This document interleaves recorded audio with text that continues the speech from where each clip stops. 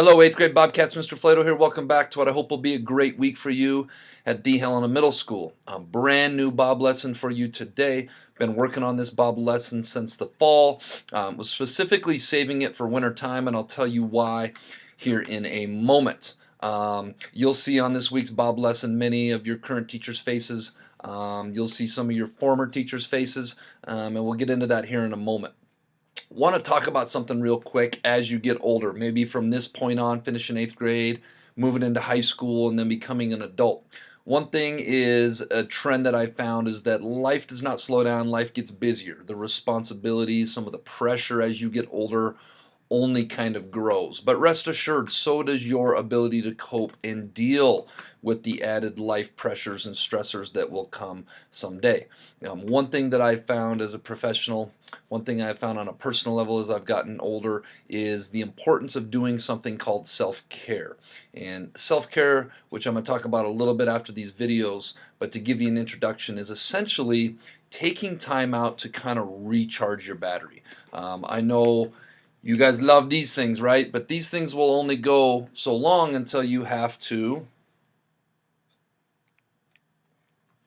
recharge it, right? Well, as human beings, we have to do the same thing. And one of the main strategies for dealing with stress, dealing with the pressures that come with being a human being, especially as you get older, is to self-care. So I reached out to some of your teachers and thought, what a better way to talk about self-care than to hit up them and some of their ideas, and then I'm going to close with something at the end, some different domains of self-care. So hope you guys like this. Hope you guys pick up something good from this. All right, as promised, the title of this week's Bob lesson, brand new Bob lesson, is called How I Self-Care.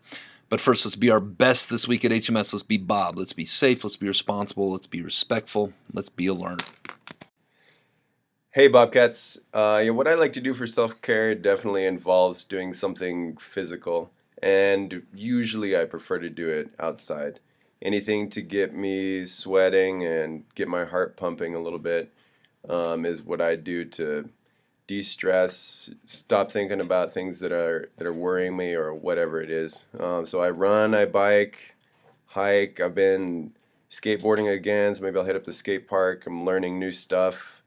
And that definitely I've found learning something new that's really hard and challenging is a good way to take your mind off things because you have to concentrate fully on it. And so that's been fun going back to skateboarding and bashing up the elbows a little bit and whatnot. Hi guys, Miss Crawford here. I'm going to talk to you guys about what I do for my self-care. One of my biggest things I probably do is running. It gives me a chance that if I've had a bad day, I can just take a second to think about everything and stew over it while I run and then just be done with it when I'm done. If I don't have anything to think about that's pretty intense like that, I can use running just for a chance to clear my head and not think about anything at all. Aside from running and other physical activities, I think just some days you have a bad day and you just need to go to bed early. So that's kind of what I do to take care of my self-care. HMS, Mr. Ryder here, talking about self-care. For me, one of the biggest things that I like to do to help me out is I'm a music teacher, so I like to go home, listen to music, hang out, just get a good track going, maybe go for a walk, get outside, get some fresh air. That always helps me clear my mind, get rejuvenated, and get back on track for whatever I need to do next. Have a great day. Hello, Bobcats. In terms of my self-care, as I've gotten older, I've gotten busier. I'm realizing self-care and finding balance is so important, critically for my mental health and just for me functioning as a human being. How I like to self-care every day is I have to go to the gym, plug in my headphones, listen to the music that makes me feel good, not have conversations with anybody because I do that for my job all day. That's that balance that I'm speaking of. I love spending time with my dog. I love cuddling with my dog first thing in the morning. I love taking her for walks. I mentioned going to the gym to work out. And then also I've got my things that I DVR that are kind of my special treat that I watch throughout the week. And so that's my self-care. Also, can't forget mountain biking, getting out on the trails, breathing fresh air with my friends, and then just spending time with friends in general. Hi everybody, it's Mrs. Grappo. There's a bell. I have stress in my life as well. I have a job that I love, but it takes a lot of work. And I have 3 kids at home, and a lot of other things I do outside of school. And so I do have stress sometimes. And my favorite things to do when I do feel stress is to play some games with my kids, get out puzzles, read a book. We also go to the playground, which is a lot of fun. Slides still work for releasing stress when you're as old as I am. I also love Sundays. Those are my days to kick back and watch my Packers play, and just enjoy time with my family. Have a great day. Hi, I'm Mr. Husted. How you doing? Self-care, taking care of yourself. Well, that's pretty important. It's really important. And the best way to do that is to like yourself. And that makes a lot of decisions as far as your care really easy, because if you like yourself, you're going to take care of yourself. You're going to make good decisions. You're going to get good sleep. You're going to eat well. You can stay away from things that are not good for you, and things work out well. So those of you that also like to help other people, don't feel bad or guilty about helping yourself first, because you cannot help other people unless you're in good shape and feeling good yourself. So take care of yourself. Have a good day. Hi, this is Miss Glugert, and I self-care by giving myself time to do things that I enjoy doing and also getting enough sleep at night. Hi guys, this is Mrs. Eli, and how I self-care is I listen to music. I listen to music on the way to work, at work, on my way home from work, and while I'm making dinner, so that's my self-care. Hey Bobcats, it's Mr. Franzen. I'm out here doing a little trail run, and I was thinking about you guys. This is one of the many things I do to take care of myself.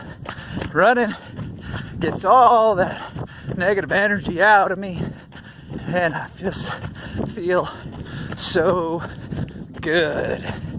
To do besides running, because I can't do that all the time, is, well, I'm also an English teacher, so there's the thing. I do like to read. There's books, lots and lots and lots of books. Another thing I like to do besides reading is some artwork. So what I also like to do is printmaking. So here's a buffalo I ended up carving. And then here's some other printmaking I've done. Hey Bobcats, this is Mrs. Johnson. I wanted to share with you my self-care, and it's been my self-care for the last 35 years. This is a record album. This is an album that I bought when I was 15 years old, just like you guys. And I have been doing fitness work since that time. I started using this record at home and played basketball in high school, worked out in college, and I've even been getting paid as a fitness instructor for about over 25 years. Now you don't have to do all that, but I want you to find something that you do like to do, because you do your best thinking when you're physically active. And so I want you guys to consider self-care and fitness all go together. Those were some great examples from your teachers about how they self-care. I'm going to go through a couple different domains of self-care here really quick to finish up so you guys can continue to gain ideas on how to properly self-care. Let's start with emotional self-care. Do we spend time with others whose company I enjoy? Stay in contact with important people in my life. Give myself affirmations. Praise myself. Love myself. Reread favorite books. Review favorite movies. Identify comforting activities, objects, people, places, and seek them out. Do I allow myself to cry, maybe in private, when things aren't going well? Do I find things that make me laugh, express my outrage in social action letters, donation marches, protests, etc.? How about spiritual self-care? Do we make time for reflection? Do we spend time in nature? Do we find a spiritual connection or community? Be open to inspiration. Cherish my optimism and hope.